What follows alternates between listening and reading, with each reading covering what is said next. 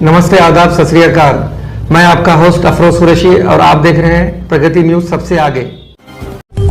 सदनशीन बल्दिया आरमूर पंडित विनीता पवन के खिलाफ पेश करदा तहरीक एतमाद की करारदाद कामयाब हो गई है और मौजूदा सदनशीन बल्दिया को कुर्सी से उतार दिया गया है। वह अपना ओहदा खो बैठी क्योंकि मौजूदा सदनशीन बल्दिया एतमाद का वोट हासिल करने में नाकाम रही। तफसीलात के मुताबिक आरमूर बल्दिया कौंसिल हॉल में आज जुमेरात को 11 बजे आरडीओ आरमूर और इस इजलास के प्रेजेंटिंग ऑफिसर विनोद कुमार की रास निगरानी में अदम एतमाद तहरीक इजलास का इनेकाद किया गया। इस इजलास में BRS के 9, मजलिस के 1 और बीजेपी के 4 अराकीन के अलावा रुकन असम्बली आरमूर P राकेश रेड्डी ने एक्स ऑफिशियो के तौर पर इजलास में शिरकत की। मौजूदा सदनशीन बल्दिया पंडित विनीता पवन और उनके खास हामी काउंसलर इजलास से गैर हाजिर रहे। तहरीक अदम एतमाद के लिए दरकार काफी कोरम होने के बायस ओहदेदारों ने ऐलान किया कि अदम एतमाद का इम्तिहान कामयाब हो गया है। इसके साथ ही मौजूदा चेयरपर्सन पंडित विनीता पवन अपना ओहदा खो बैठी। आरडीओ विनोद कुमार ने सहाफियों को बताया कि BRS के 19 काउंसलर, 1 MIM का काउंसलर, 4 बीजेपी के काउंसलर और 1 MLA ने बतौर ऑफिशियल वोट दिया, जबकि कुल 25 लोगों ने तहरीक अदम एतमाद की मुकम्मल हिमायत का ऐलान किया और अदम एतमाद की तहरीक कामयाब हो गई।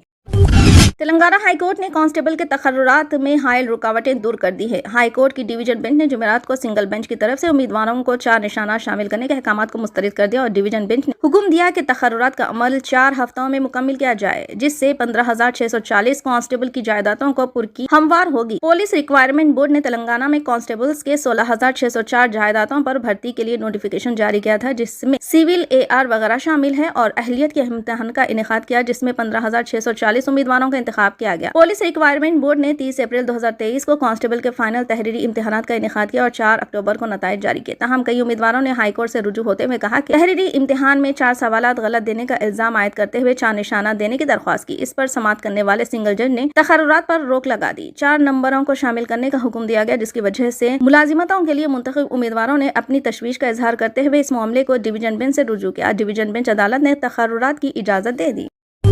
मुसलम बाग और अंबरपेट को जोड़ने वाली दरियाए मूसा पर एक आला सतही पुल की तामीरी काम हुकाम ने शुरू कर दिया। पुल की तखमीना लागत 52 करोड़ है। ये पुल यहाँ के मौजूदा पुल में पानी भरने के मसाइल को दूर करेगा। GHMC कमिश्नर रोनाल्डो, जिन्होंने हाल ही में जयबखो का दौरा किया, ओहदेदारों को जंगी बुनियादों पर काम करने का हुक्म दिया। तवक्को है कि तामीर के लिए दरकार जमीन जल्द अज जल्द हासिल कर ली जाएगी।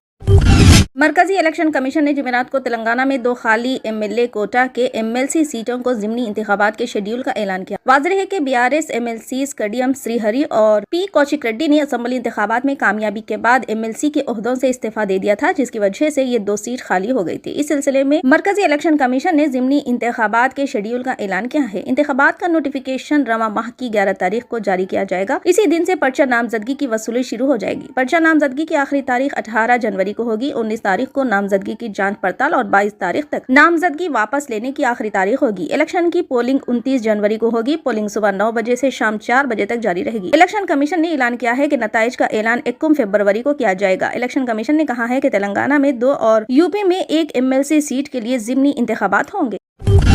तेलंगाना के चीफ मिनिस्टर रेवंत रेड्डी ने मरकजी वजीर दाखिला अमित शाह से मुलाकात की। मुलाकात बुनियादी तौर पर दोनों रियासतों की तकसीम के मसाइल पर थी। अमित शाह ने वादा किया कि वो जल्द ही दोनों चीफ सेक्रेटरीज को फोन करेंगे और तकसीम के मसाइल पर बात करेंगे। रेवंत रेड्डी ने नारकोटिक ड्रग कंट्रोल ब्यूरो के अजला की बढ़ती हुई तादाद के मुताबिक IPS की तादाद बढ़ाने की अपील की। तेलंगाना की चीफ सेक्रेटरी शांति कुमारी भी चीफ मिनिस्टर के हमरा मौजूद थी। चीफ मिनिस्टर रेवंत रेड्डी और रियासती वजीर आबपाशी उत्तम कुमार रेड्डी ने जल शक्ति के मरकजी वजीर गजेंद्र शेजावत से मुलाकात की। इन्होंने पालमूर रंगारेड्डी लिफ्ट प्रोजेक्ट के लिए माहौलियाती और टेक्निक की मंजूरी देने की अपील की। इन्होंने मुतालिबा किया कि पालमूर रंगारेड्डी को कौमी दर्जा दिया जाए। चीफ मिनिस्टर रेवंत रेड्डी जुमेरात की सुबह हैदराबाद से दिल्ली के लिए रवाना हुए। इस दौरे के तहत उन्होंने मालियात, सेहत, आबपाशी और सनत समेत मुख्तलिफ अमूर पर मरकजी हुकूमत के ओहदेदारों से मुलाकात की। जज की जानिब से अपने हक में फैसला ना सुनाने पर एक मुल्जिम ने उछलकर खातून जज पर हमला कर दिया। ये वाक़या अमेरिका के लॉस वेगास की अदालत में पेश आया। ज़राए के मुताबिक एक शख्स पर हमले के इल्जाम में जज ने मुल्जिम को जेल की सजा सुनाई, जिस पर वो बरहम हो गया और सबकी आंखों के सामने इसने अचानक उछलकर जज की कुर्सी पर कूद गया और हमला कर दिया। वहाँ मौजूद मुहाफिजा ने इसे रोकने की कोशिश की। कोर्ट रूम का यह वीडियो तेजी के साथ सोशल मीडिया पर वायरल हो गया, जिसमें देखा जा सकता है कि मुल्जिम हवा में उछलकर जज की कुर्सी पर कूद गया। खातून जज ने इससे बचने की कोशिश की। I appreciate that, but I think it's time that he gets a taste of something else because